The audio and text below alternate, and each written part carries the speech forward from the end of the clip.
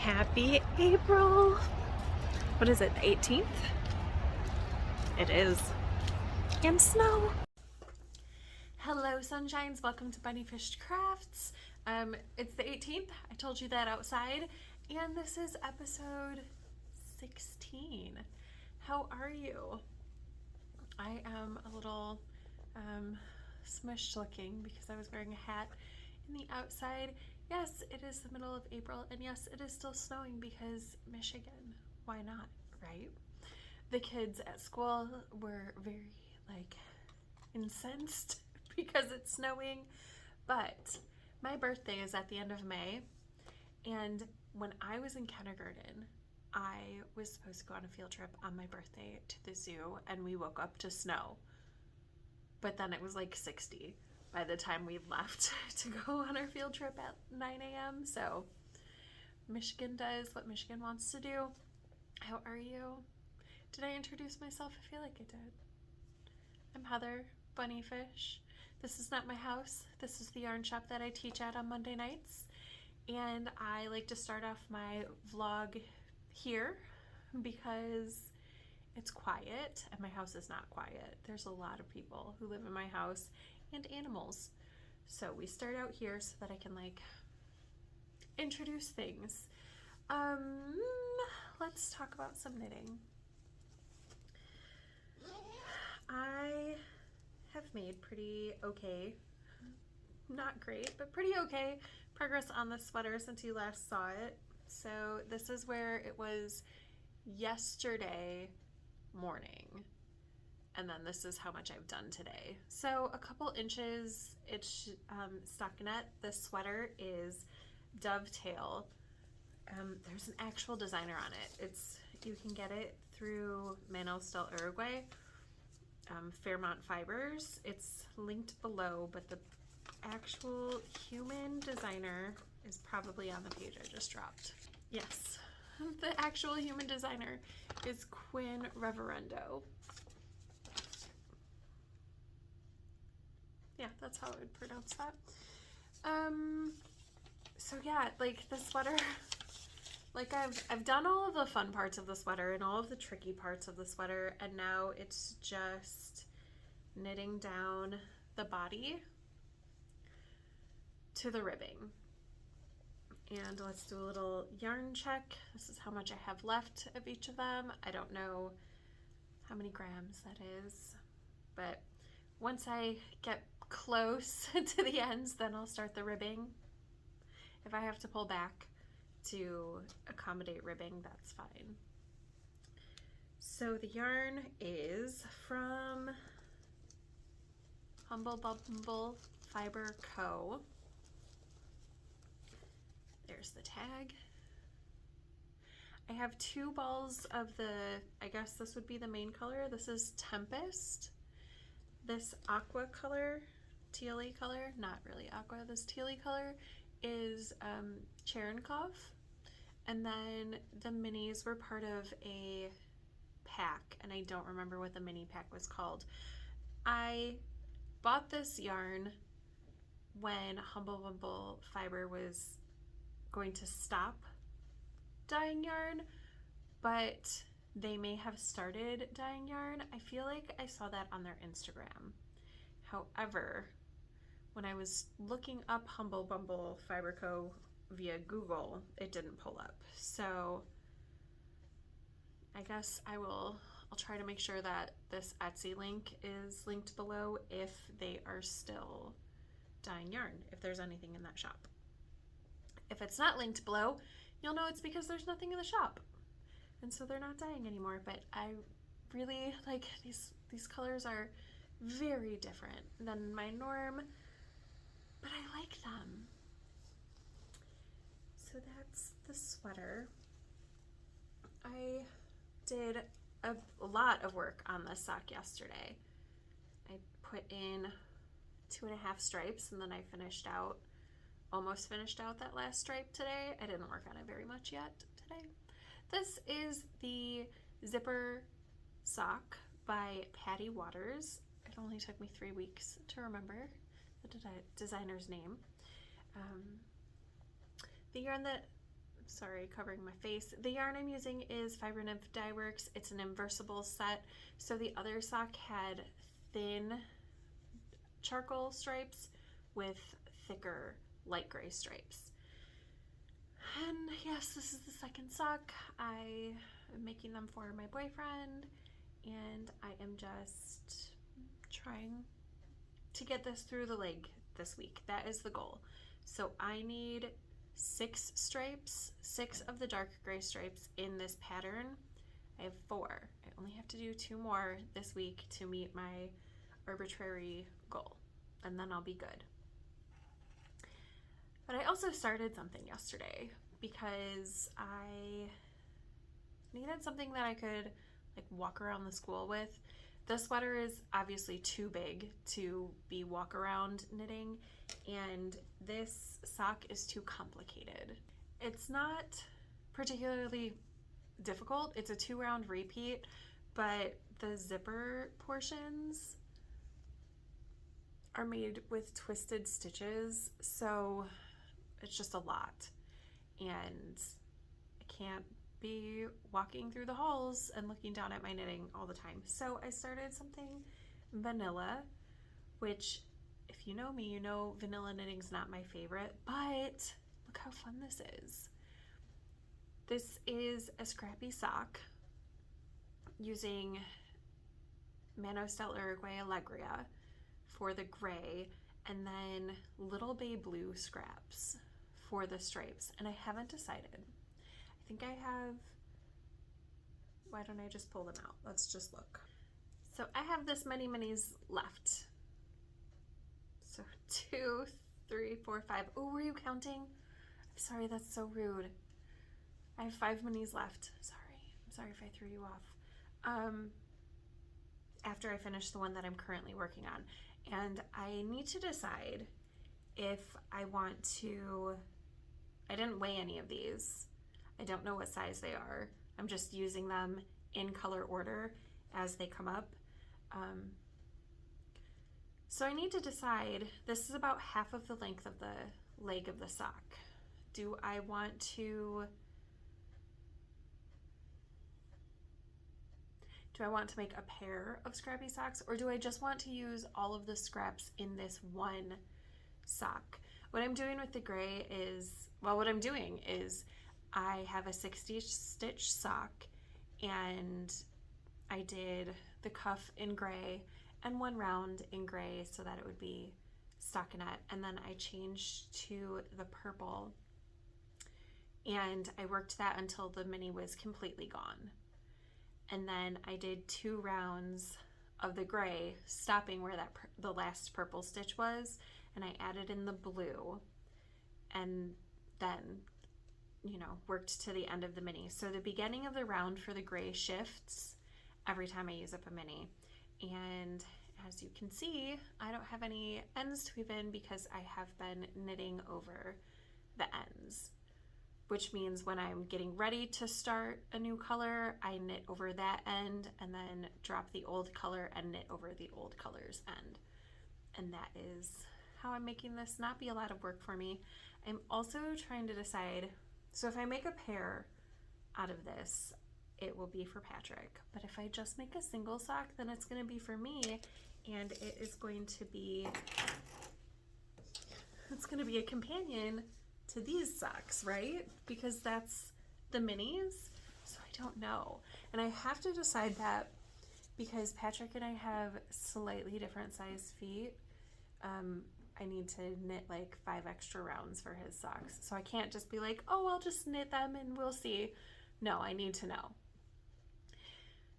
But if I knit them for me, then eventually they'll be Patrick's, because that's what happens with socks after they've been in my drawer for a while and they're just not my favorite anymore, is that they're probably a little stretched out anyway and they go to Patrick's drawer. So I don't know. I don't know if it's going to be a single sock or a pair of socks. We'll see. I'm not there yet. I have probably a day to figure that out. Other than that, I have started reading a couple books. So I was planning to read, I don't have it here with me, but I was planning to start reading and did actually start like the first 6 pages of The Tale of Genji, which is thought to be like the first real novel. And it's been on my TBR for a really, really long time, but I've been super, super intimidated by it because it's 1,060 pages. Which, like, yes, that's long, but my favorite book ever is 977 pages. So it's really not that much longer. Something about that 100 pages, though, like, stresses me out. So I started reading it. I was like, I can do this. There's only 54 chapters. If I read 1 chapter a day, it will take me less than 2 months to read. So I read the introduction, and then I started reading the story, and I got to page 6. And then Shelby from Shelby in the Book Club put out a video the very next day saying that she was having a big book challenge wherein you read a book that is like intimidatingly big to you, and it starts May 1st. So obviously I had to put that book away until May 1st, and I will restart reading it on May 1st, and the challenge goes through September 1st, I think. So if you're interested, I think that's a really fun challenge, and you have to read at least 1 book, but you only have to read 1. You don't have to read a bunch of really thick books. So I'm going to read that one then. So I picked up, I've been saying so a lot today. My apologies if that's annoying. I'll work on it. You Got Anything Stronger by Gabrielle Union. I read her first book, which is We're Going to Need More Wine. And I really, really liked it. I like the way that she tells stories, and I just liked the book. So when I saw this at the library, I was like, oh, well, I have to get that. And then I started reading it, and the first chapter is 40 pages, and it is 40 pages of a gut punch. It is about her fertility journey, and she has had lots of miscarriages and how that affected her, and IVF treatments, and then finally going the route of having a surrogate, and how like that emotionally was rough for her. So really, really good, but if you have issues around any of that, like the first chapter is rough. I was crying as I was reading it. So yeah, I've started that. I started that yesterday, the night before. Maybe I started it the night before. Yeah, we did not do family reading last night, I don't think. I don't remember. I'm an old lady. I can't remember things if they're not written down. But I started it over the weekend. Let's say that. That's solid. And then I started this last night. This is When the Tiger Came Down the Mountain. And I can't pronounce that author's name, but it is NGHI space VO. So it is very short. How many pages are in here? 123 with the acknowledgements, and I always read the acknowledgements. Speaking of acknowledgements, side tangent. I feel so rude. My alarm for class just cut me off.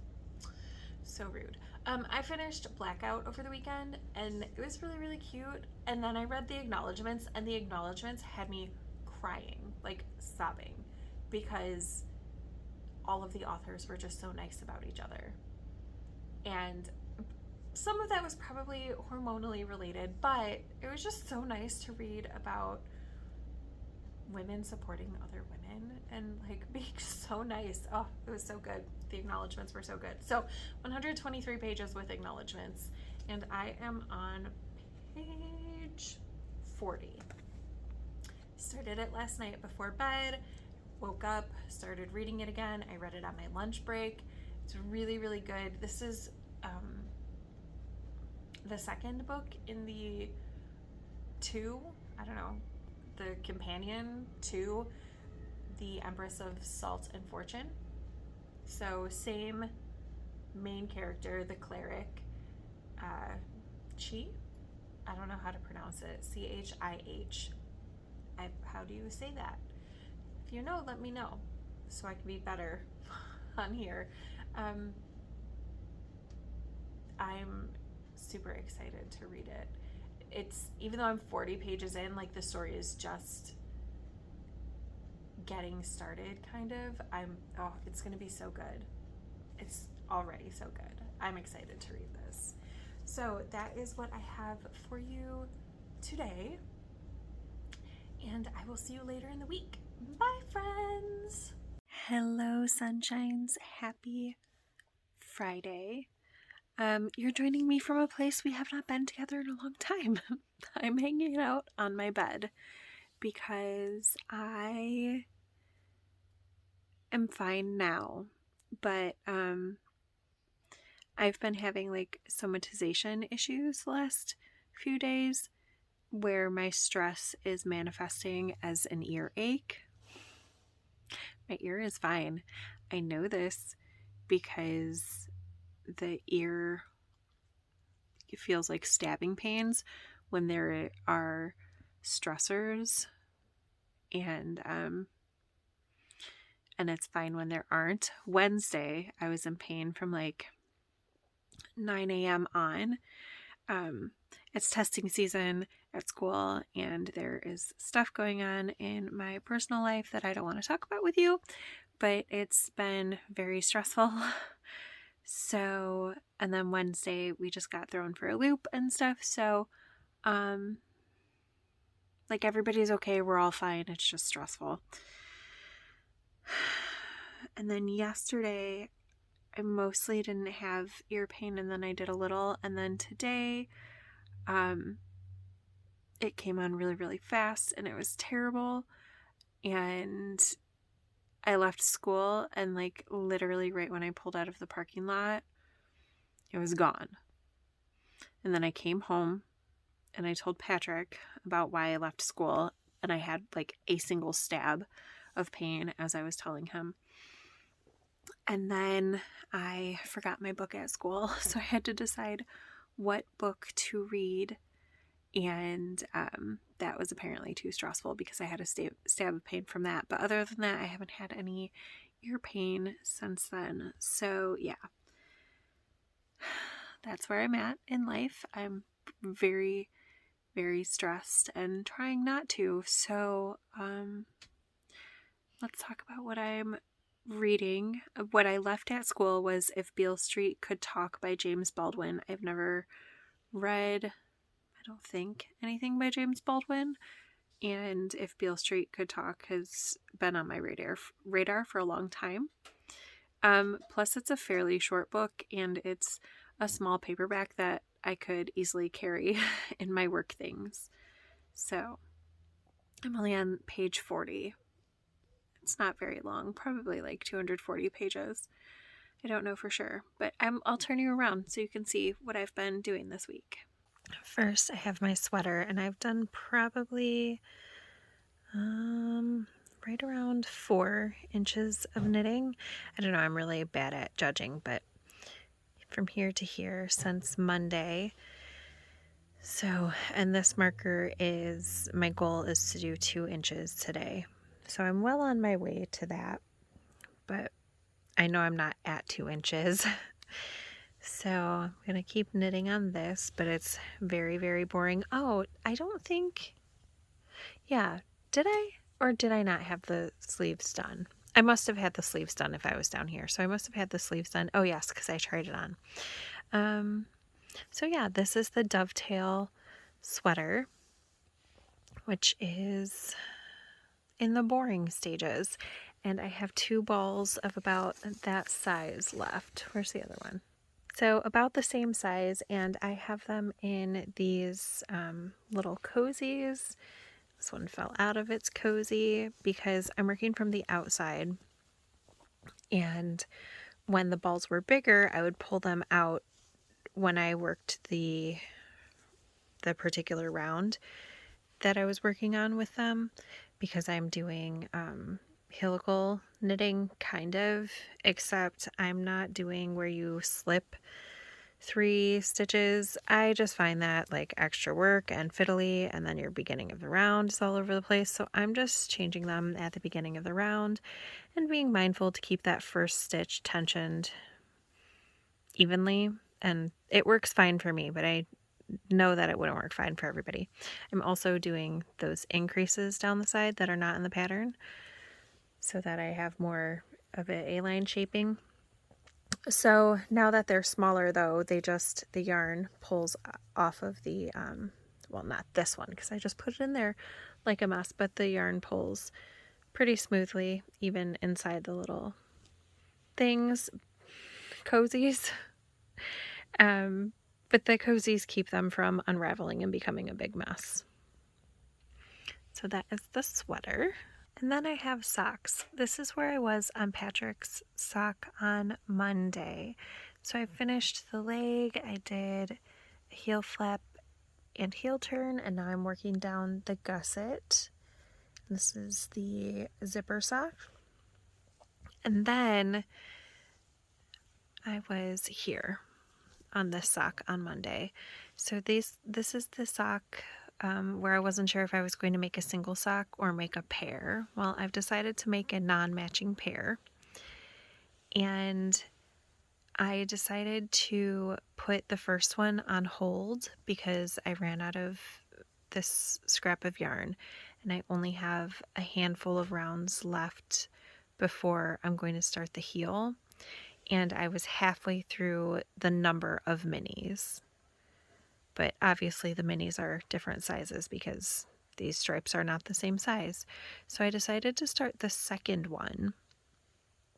And then I left this yarn at school in my work bag because it was in my work bag when I left, and I didn't do a final check to make sure I had everything that I needed before I left for work because it just, my ear was in too much pain and I was just like, nope, I just need to go home. So yeah. Stress is fun. So anyway, these are those socks and I won't be working on them this weekend, but I'm not using a pattern. It's just a 60 stitch sock. I'm using the yarn scraps until they run out and putting 2 rounds of gray in, and the rounds start and end wherever the mini runs out. I'm knitting in my ends as I go so I don't have anything to weave in. And these markers are where the beginning of the round is for counting purposes so that I don't have to actually count. I'm using these removable stitch markers to count my rounds, and I will put a little card up there with a video tutorial on how I use stitch markers to count my rounds for me.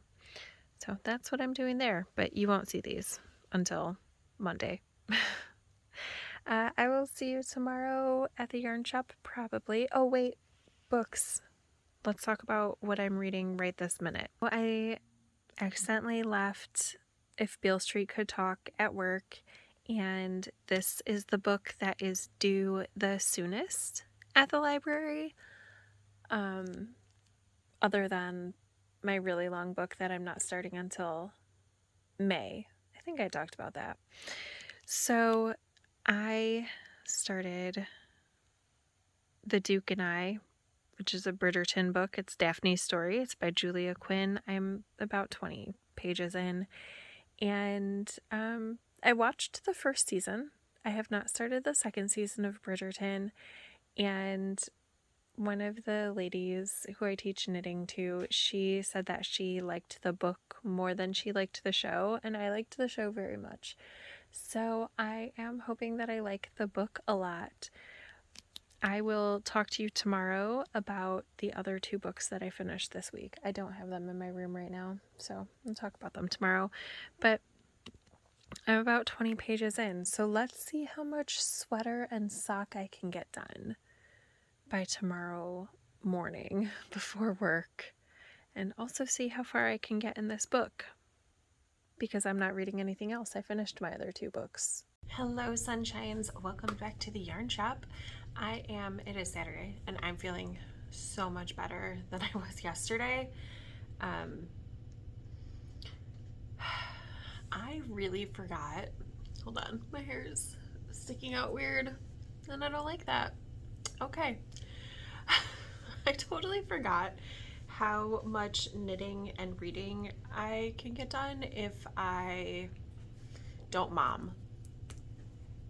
Because I have to mom all the time, right? But yesterday I wasn't feeling well, so Patrick took the kids places and then the kids like left me alone. I probably scared them, honestly, because we left school a little bit early and when we got into the car, my ear hurt so bad that I just burst into tears for about 20 seconds and I was like, okay, now I'm fine. Like, it still hurt, but it relieved the emotional reaction to the pain. And they were all like, what is going on?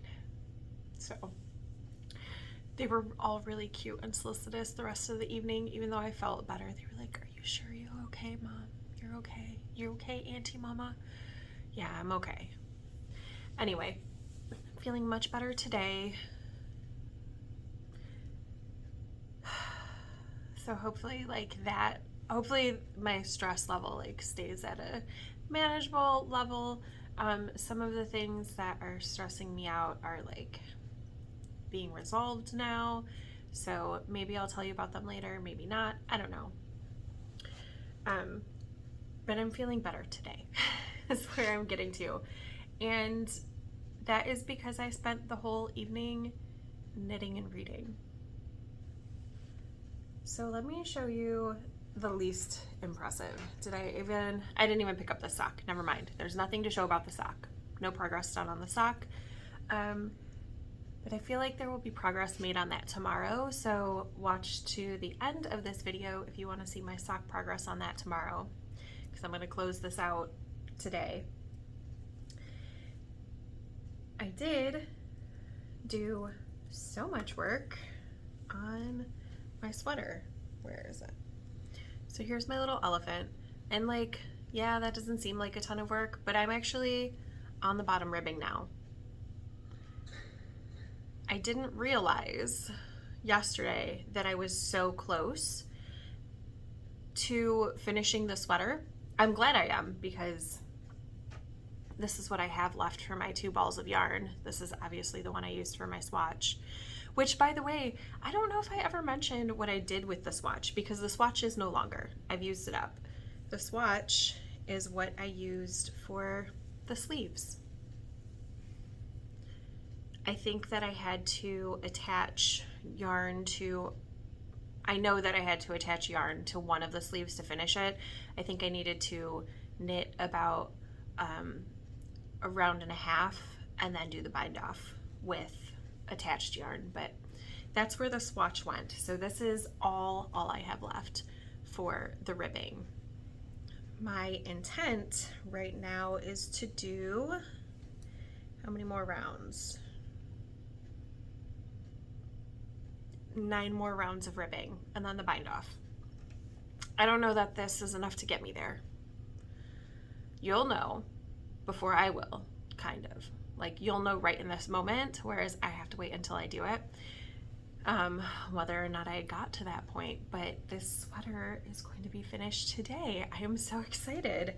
And it's supposed to be hot today, like 80, which is gross.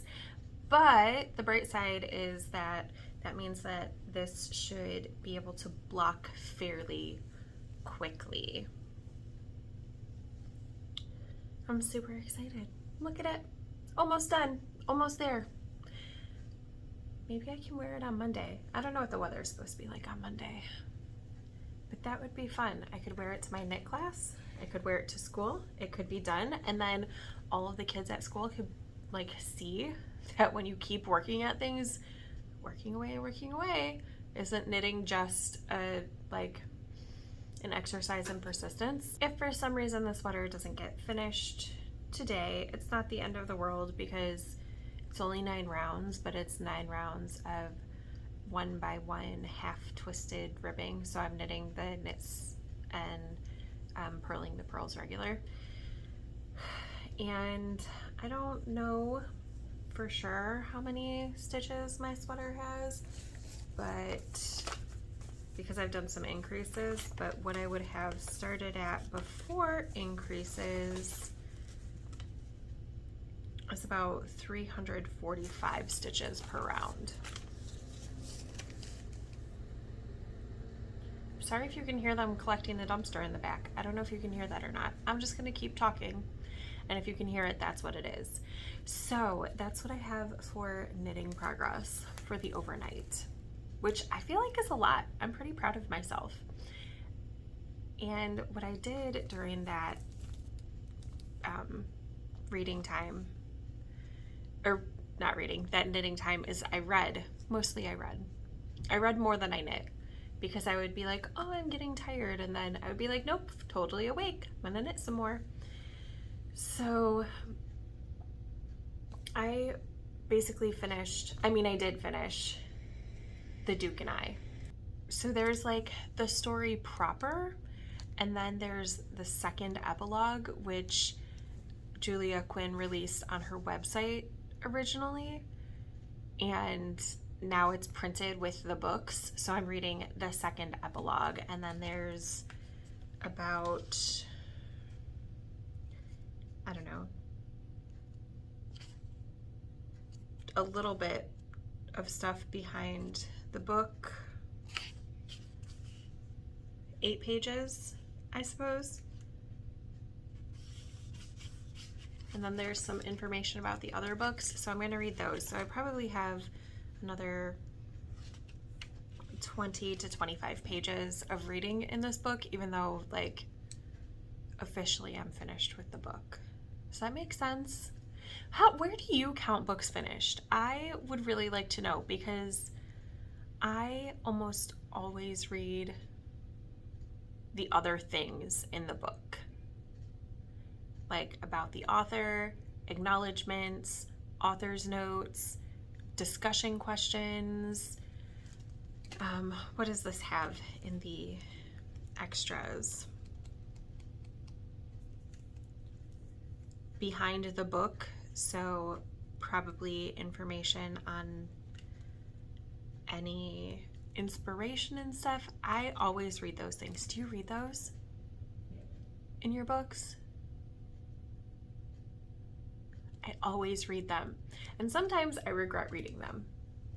I was telling you about how I'm not going to read The Tale of Genji right now, but I am going to pick it back up in May, and when I do that, I've already read the introduction, which is by the person who did the English translation, and I really don't like introductions to books, but I always read them, because what if they shed some light on something that I wouldn't have otherwise known about the book or the author or the time period that it was written in or something? I always read them, and I almost never enjoy them because they're very dry. So anyway, I won't be rereading that, but I will reread the first 6 pages of the story that I've read, because I kind of remember what was going on, but not really. So I'll be restarting that in May. Anyway, so Bridgerton will be the 3rd book that I'll have finished this week. That's a lot of books. That's a lot of reading this week. And you know, not a shabby amount of knitting either. Pretty proud of my knitting. So I finished When the Tiger Comes Down the Mountain, which was so fun to read. There were moments that were like cringeworthy to read, but it was a really, my anthropological brain was like, oh, this is the coolest, because it is the story of the cleric, and they find themselves in a perilous situation with some tigers, and both the human culture and the tiger culture have a story in common, but they have vastly different ways of telling the story. So it's a trade-off between the two of like, oh, here's the human version, and the tigers are like, well, this is what we say. And I just found that so fascinating. And it was a little, I almost picked up the other book that I checked out from this author, whose name I still don't know how to say, sorry. I almost picked up the other book that I have from the library from them, but I was like, no, take a break, read something else, and then you can read that. So I'm probably going to start that in the next couple weeks. So good. Highly recommend. This is, what is it called? A standalone follow-up to The Empress of Salt and Fortune. So I really liked The Empress of Salt and Fortune. This had a very different feel, very different methods of storytelling, but still really, really enjoyable. And then I also finished this week You Got Anything Stronger. Did I start this on Monday? I'm pretty sure I talked to you about this, how the first chapter like was brutal. There are subsequent stories in here that are also pretty brutal. Very good, but like tough. And I know that my camera is backwards and I'm not going to change that setting, so I will just put in pictures of these, I suppose, so that you can see them.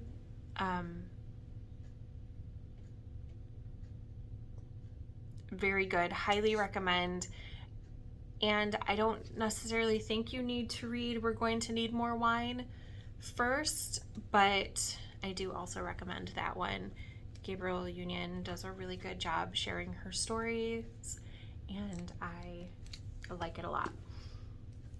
So once I finish these 20 extra pages in Bridgerton, I am going to pick up probably a fiction book. Maybe I'll pick that up today, maybe tomorrow. I don't know. Check for the pictures. But I am also really excited to read this. Please Don't Sit on My Bed in Your Outside Clothes by Phoebe Robinson.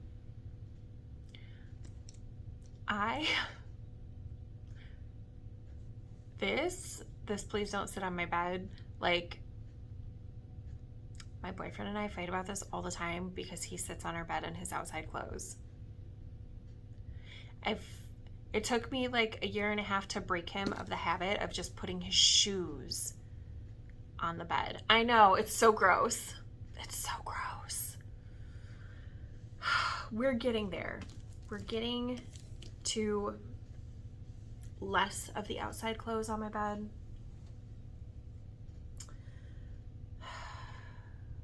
But he still does it a little bit. I hate it. It drives me crazy. Anyway, I don't know anything about this. I picked it up because of the title, and I'm excited to read it. I don't know who Phoebe Robinson is.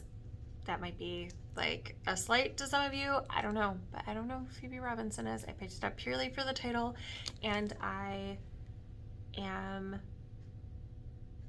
so excited to start reading it today. But first, I have to go and get to work.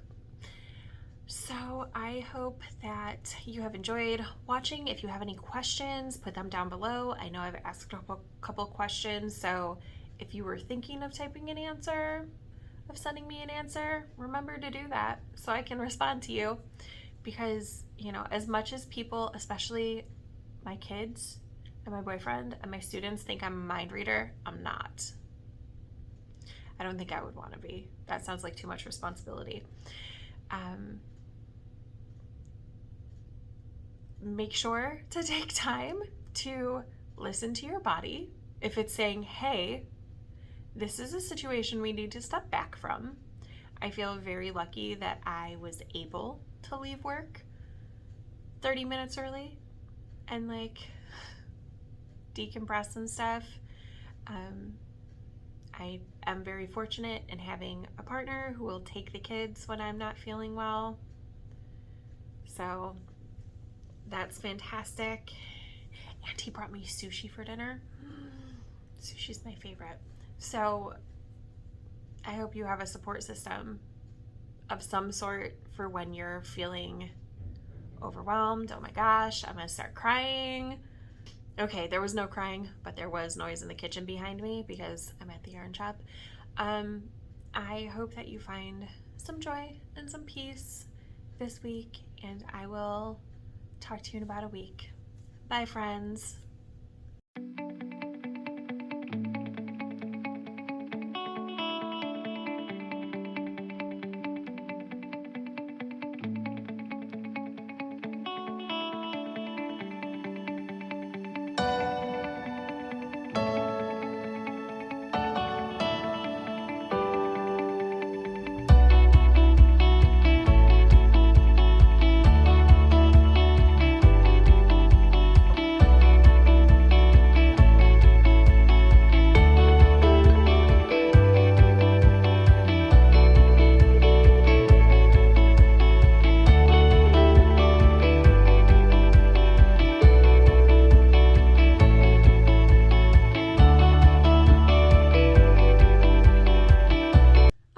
You're still here?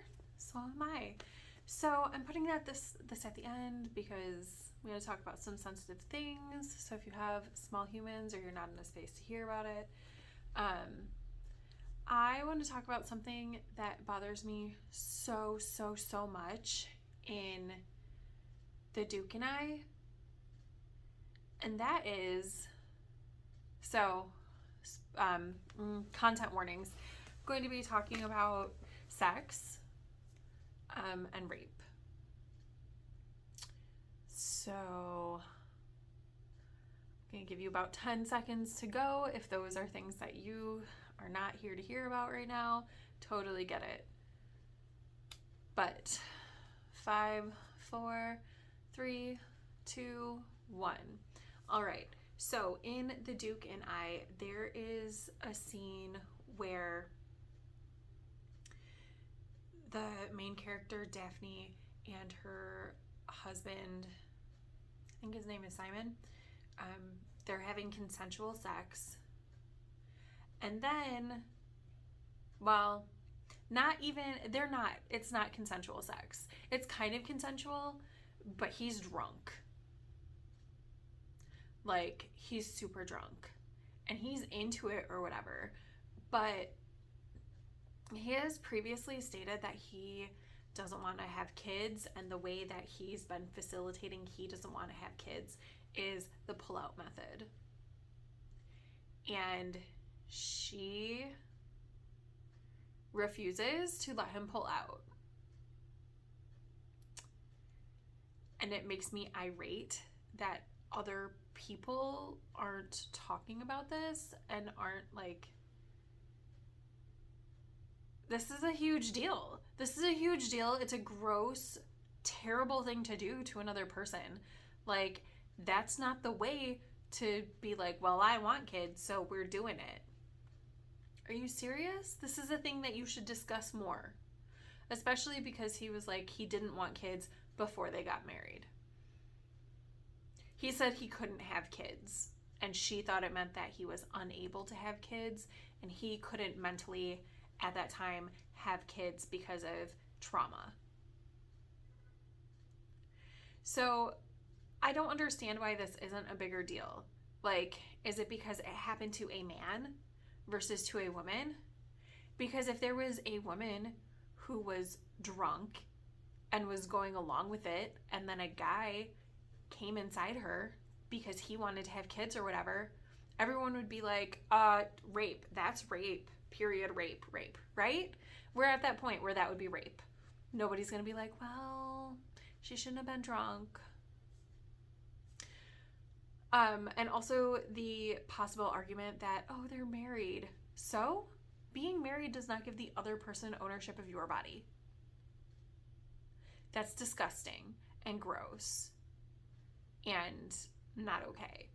So, that's the thing that happened in The Duke and I. And while I enjoyed this story overall, they showed that scene, not graphically, but like that scene happened in the show. And I was like, really? Nobody's going to talk about the scene? And then I read it again in the book, and it just makes me more angry that it happened, and it made me angry that nobody is talking about it, because men get raped too. It's not only a thing that can happen to women. And, like, non-consensual use of someone else's body is gross and wrong. And you can't really consent if you're drunk. Like, you can't. You're not there. You're not. Yeah. So, okay.